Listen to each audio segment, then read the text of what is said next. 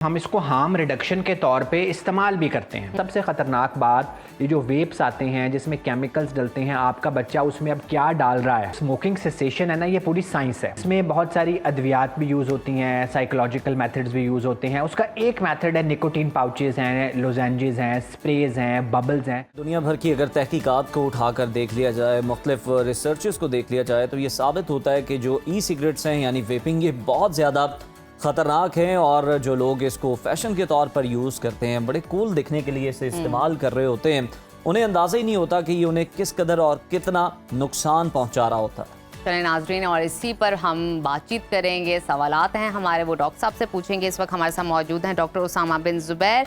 Welcome to Suno Pakistan. Doctor साहब, आपसे सवाल तो मैं करूंगी, लेकिन सबसे पहले मैं आपसे ये जानना चाहूँगी, अभी आपने अवार्ड हासिल किया है, Japanese society of psychiatry and neurology fellowship award to first Pakistani psychiatrist in last 15 years. इस हवाले से पहले बताइए, और आपको बहुत बहुत मुबारक हो सुनो पाकिस्तान की जानिब से, सुनो टीम की जानिब से।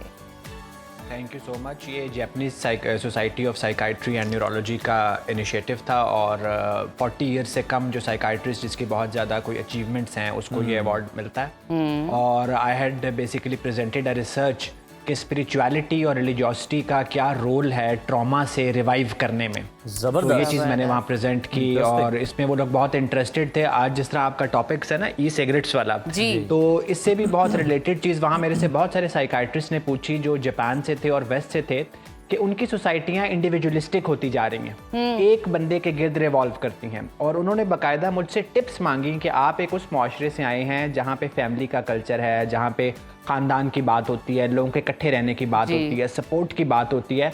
तो हमें आप टिप्स दें कि हम अपनी सोसाइटी को कैसे उसके करीब लेके जाएं कि हमारे बहुत सारे मसले इंडिविजुअलिस्टिक सोसाइटी से आ रहे हैं। तो ये एक बहुत अच्छी चीज़ है जिसको हम कई दफ़ा अपने लिए बोझ समझते हैं। बहुत सारी ख़वातीन कहती हैं शादी के बाद अलहदा हो जाना चाहिए, न्यूक्लियर फैमिली होनी चाहिए। ये बहुत बड़ी सपोर्ट होती है, खास तौर पे जब आपके बच्चे बड़े हो रहे होते हैं और वो ई सिगरेट्स की तरफ अच्छा डॉक्टर साहब, अगर हम वेप के हवाले से बात करें, अक्सर जो नौजवान हैं, हमारी यूथ हैं, वो कहते हैं जो वेप और ई सिगरेट है वो सिगरेट के मुकाबले में कम नुकसानदेह। क्या ये हकीकत है? इत्तेफाक करते हैं इस बात से? जी बिल्कुल, इससे मैं पार्शियल इत्तेफाक करता हूँ। हम इसको हार्म रिडक्शन के तौर पे इस्तेमाल भी करते हैं। देखिए, जिस तरह जब आप मोटरसाइकिल पे जाते हैं तो आपको टांगों पे पैड नहीं पहनाए जाते, सर पे हेलमेट पहनाया जाता है कि सर फटना ज़्यादा खतरनाक है, लेकिन टांग टूटना भी खतरनाक तो है ना, बेशक कम खतरनाक है। सो इसी तरह बड़े नशे की निस्बत ये नशा कम खतरनाक है। हम सिगरेट छुड़ाने के लिए, चर्स छुड़ाने के लिए, आइस छुड़ाने के लिए कई दफ़ा ई सिगरेट्स खुद भी प्रिस्क्राइब करते हैं, कंट्रोल्ड इन्वायरमेंट में इंट्रोड्यूस करते हैं, लेकिन बहुत सी दफ़ा हमने ये देखा है कि फिर लोग इसकी एडिक्शन में भी हो जाते हैं इन्वॉल्व, और फिर उसके भी बहुत सीरियस कॉन्सिक्वेंसेस हो सकते हैं। अच्छा डॉक्टर साहब, चूँकि निकोटीन पाउचेस में तंबाकू नहीं होता, इसलिए लोग जो है उसको ये समझ रहे होते हैं कि ये नुकसानदेह है ही नहीं। क्या ये भी ऐसी चीज़ है जिसकी लत लग सकती है और जिससे दिमाग या जिस्म पर बड़े कोई हम देखते हैं मनफी असरात मुरतब हो सकते हैं?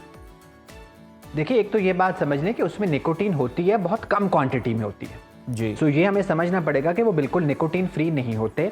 और एक बिहेवियरल डिपेंडेंस होती है। इवन चरस की बहुत ज़्यादा केमिकल या बहुत ज़्यादा साइकोलॉजिकल डिपेंडेंस नहीं होती, बिहेवियरल डिपेंडेंस होती है। डिपेंडेंस क्या है? नशा क्या है कि आपकी ज़िंदगी फिर उसके गिर्द घूम रही है। अब अगर आपकी ज़िंदगी एक चीज़ अपनी दाढ़ के दरमियान में, जिस तरह लोग नस्वार रखते हैं या जिस तरह लोग ये रखते हैं, निकोटीन पाउचेस रखते हैं, उसके गिर्द घूम रही है, तो फिर डेफिनेटली उसकी एडिक्शन है। कि आप सब काम छोड़ के वो कर रहे हैं तो डेफिनेटली उसकी एडिक्शन।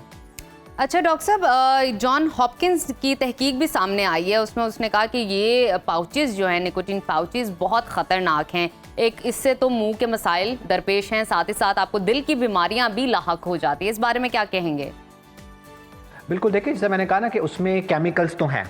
फिर वही बात है कि इनिशियली सिगरेट ज़्यादा नुकसान दे रही है, चर्च ज़्यादा नुकसान दे रही है, हमने उससे बचाने के लिए खुद एक चीज़ इंट्रोड्यूस की है।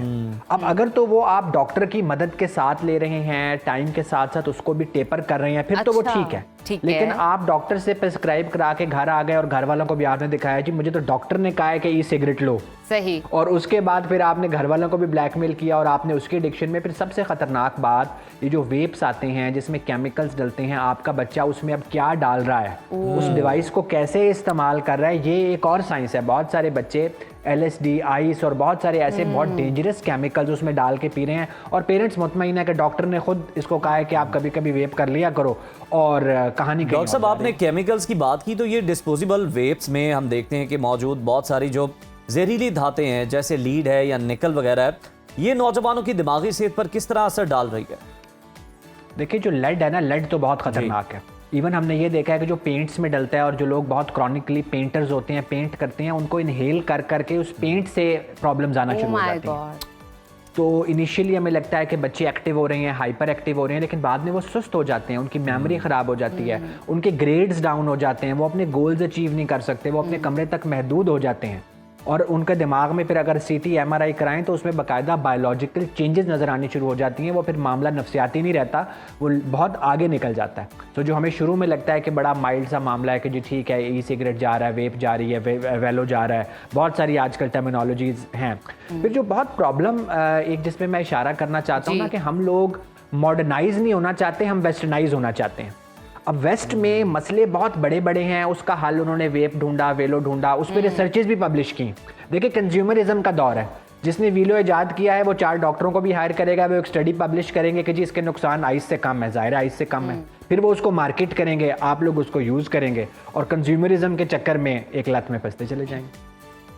अच्छा डॉक्टर साहब, जिस तरह कुछ देर पहले आप बात कर रहे थे कि डॉक्टर्स खुद प्रिस्क्राइब करते हैं पेशेंट को, क्योंकि वो चाहते हैं कि स्मोकिंग से या निकोटीन की एक बिग अमाउंट से आपकी जान छूट जाए, तो कुछ टाइम के लिए आप निकोटीन पैचेस यूज़ कर लीजिए। ये क्या है और किस हद तक आप, या किस लिमिट तक, या कितने टाइम इंटरवल तक आप इसको इस्तेमाल कर सकते हैं? देखिए, ये जो स्मोकिंग सेसेशन है ना, ये पूरी साइंस है। इसमें बहुत सारी अद्वियात भी यूज़ होती हैं, साइकोलॉजिकल मेथड्स भी यूज़ होते हैं। उसका एक मेथड है निकोटीन पाउचेस हैं, लोजेंजेस हैं, स्प्रेज हैं, बबल्स हैं, बहुत सारी फॉर्म्स में वो निकोटीन आती है जो बड़ी लो डाइट में होती है, एक लो वैल्यू में होती है। अब इसको कितना अर्सा लेके चलना, ये डिपेंड करता है कि आप कितनी स्मोकिंग कर रहे हैं। अगर आप दिन की 2 डब्बियाँ पी रहे हैं तो ज़ाहिर है शुरू में वो ज़्यादा होंगे। आप दिन के 4 सिगरेट पी रहे हैं तो वो और तरह से होंगे। लेकिन ये वो चीज़ है जो ओवर द काउंटर मिल भी जाती है। बहुत पाकिस्तान में तो हर चीज़ ओवर द काउंटर मिल जाती है, बाहर भी मिल जाती है। तो अगर आपने डॉक्टर की इजाज़त के बगैर, या देखिए मैं एक बहुत सी दफ़ा बात करता हूँ, जो मरीज़ मेरे पास आते हैं ना, कि मैं और मरीज़ एक दूसरे से ऑनेस्ट होंगे तो गाड़ी आगे चलेगी। अगर आप अपनी हेल्थ से और अपने डॉक्टर से डिसऑनेस्ट हैं कि आप उससे पाउचेस भी लिखवा रहे हैं और आप सिगरेट भी पी रहे हैं, तो फिर मामला, तो हमारे पेशेंट्स बहुत सी दफ़ा वो कुछ समझते हैं कि वो हमें ब्लफ कर रहे हैं, वो अपनी फैमिली को ब्लफ कर रहे हैं, वो खुद को ब्लफ कर रहे होते हैं कि आप सिगरेट भी पी रहे हैं, अल्कोहल भी ले रहे हैं, निकोटीन पाउचेस भी ले रहे हैं, तो वो चीज़ डबल हो गई है, और फिर आप you land up in the hospital.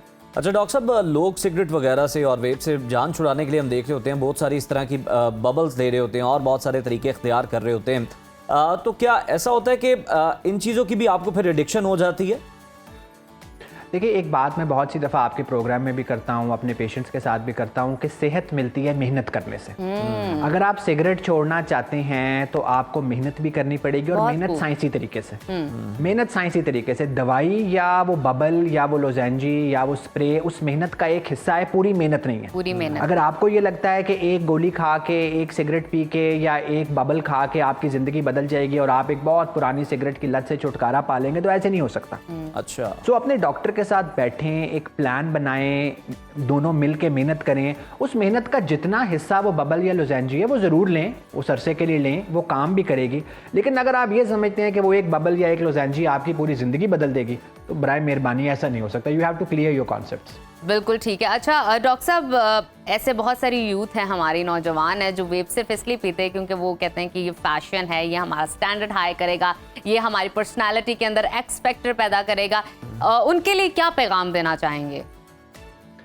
देखिए, एक्स फैक्टर बहुत सी अच्छी चीज़ों से भी पैदा हो सकता है। एक्स फैक्टर आप अपनी पिक अपलोड करें, आप सुबह सुबह जाएं मोनाल, मैं इस्लामाबाद में बैठा हूँ, बड़ा अच्छा वेदर है यहाँ पे, आप जाएं मोनाल पे हाइक करें और उसके बाद यूं करके एक सेल्फी लें और अपलोड करें, तो वो भी एक्स फैक्टर ऐड करेगी।